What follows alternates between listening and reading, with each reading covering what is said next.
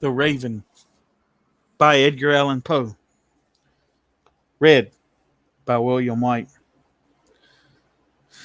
Once upon a midnight dreary, while I pondered, weak and weary, over a many quaint and curious volume of forgotten lore, while I nodded, nearly napping, sudden there came a tapping, as of someone gently rapping at my chamber door. But 'tis some visitor, I muttered, tapping at my chamber door. Only this, and nothing more.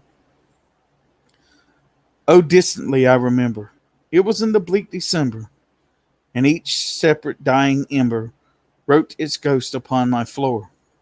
Eagerly I wished tomorrow, vainly I had sought to borrow from my book's surcease of sorrow, sorrow for the lost Lenore, for a rare maiden maiden, whom the angels name Lenore, nameless here forevermore.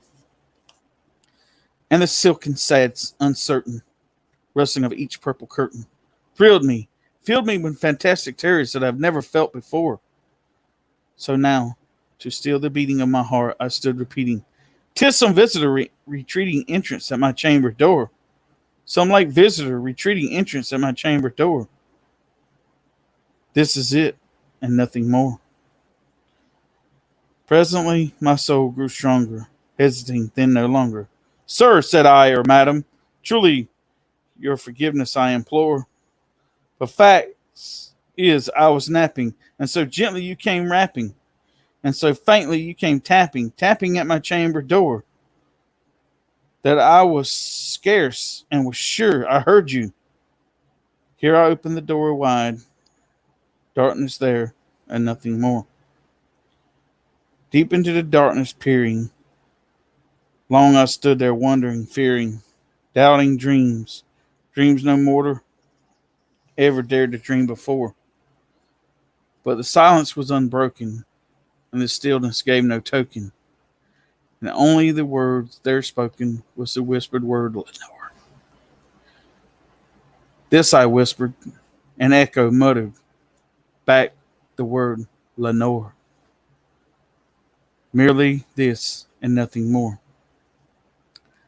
Back into the chamber turning, all my soul within me burning. Soon again I heard a tapping somewhat louder than before. "Surely," said I, "surely that is something at my window lattice. Let me see, then what there it is, and mistily explore. Let my heart be still a moment, and the mystery explore. 'Tis the wind, and nothing more."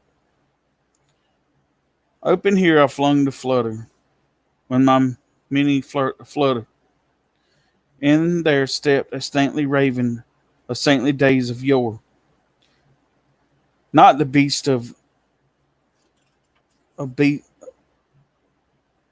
obedience made he, not a minute stopped nor stayed her, but with mien of lord or lady, perched above my chamber door, perched upon a bust of Pallas just above my chamber door. Pearson sat, and nothing more. Then this ebony bird beguiling my said fancy into smiling, by the grave and stern decorum of a countenance I wore. "Thou my crest be shorn and shaven thou," I said, "are sure no craven? Ghastly grim and ancient raven wandering from the nightly shore, tell me what thy lordly name is on the night Plutonian shore." Quoth the raven, "Nevermore." Much I marveled with this ungainly fowl to hear disclosure so plainly, though it answered little meaning, little relevance bore. For we cannot help agreeing that no living human being ever yet was blessed with seeing bird above his chamber door, bird or beast upon the sculptured bust above the chamber door, with such a name as Nevermore. But the raven sitting lonely on the pallid bust spoke only the word as if his soul one word did outpour, nothing further than he uttered, not a feather than fluttered, till I scarcely more than muttered, our friends have flown before. Once the sorrow he will leave me, my hopes now flown before. Then the bird said, nevermore. Started at the stillness, broken by reply so apt spoken. Doubtless, said I. What is it? Others, it is only stock and store, caught from some unhappy master whom unmerciful disaster followed fast and followed faster till some songs of burden bore, till the dirges of hope melancholy burden bore of never, nevermore. But the raven still beguiling my fancy into smiling, straight I wheeled and cushioned seat front of bird and bust and door. Then upon the velvet sinking, I took myself to linking fancy unto fancy, thinking what this ominous bird of yore, what this grim, ungainly, ghastly, gaunt, and ominous bird of yore meant croaking nevermore. This I sat engaged in guessing, but no syllable expressing, to the fowl whose fierce eyes burned into my bosom's core. This and more I sat divining, with my head easy reclining on the cushions, velvet lining, the lamp light goaded o'er, but whose velvet lining with the lamp light floating o'er shall pass, ah, nevermore. Then the met thought, the air grew denser, perfume from unseen censers, swung by seraphim whose footfalls tinkled in the taftled floor. Wretched, I cried, thy God hath lent thee, by these angels he hath sent thee respite, respite, Nethite, from the memories of Lenore.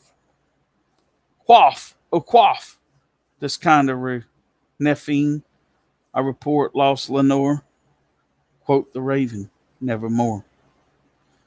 Prophet, said I, thinking of evil, prophet still, bird of or devil, whether temper sent, whether tempest tossed, there here ashore, desolate yet all undaunted, to his land unchanted, on his home by horror haunted.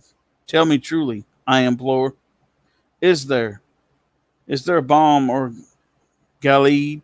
Tell me, I implore, quote the raven, nevermore. Prophet, said I, thing of evil, prophet still, if bird or devil, by that heaven bends above us, by God we both adore. Tell the soul with sorrow laden, if within the distant Aden, it shall clasp a saint maiden, whom the angels name Lenore. Clasp a rare and radiant maiden, whom the angels name Lenore, quote the raven, nevermore. But that word, our sign of parting, bird of fiend, I shrieked, upstarting. Get back into the tempest and the night, Plutonian shore. Leave no black plume as a token of that lie that soul hath spoken. Leave my loneliness unbroken. Quit the bust above my door. Take thy beak from my heart, and take from form from my door. Quote the raven, nevermore. And the raven never flitting, still is sitting, on the pallid bust of pallid above my chamber door.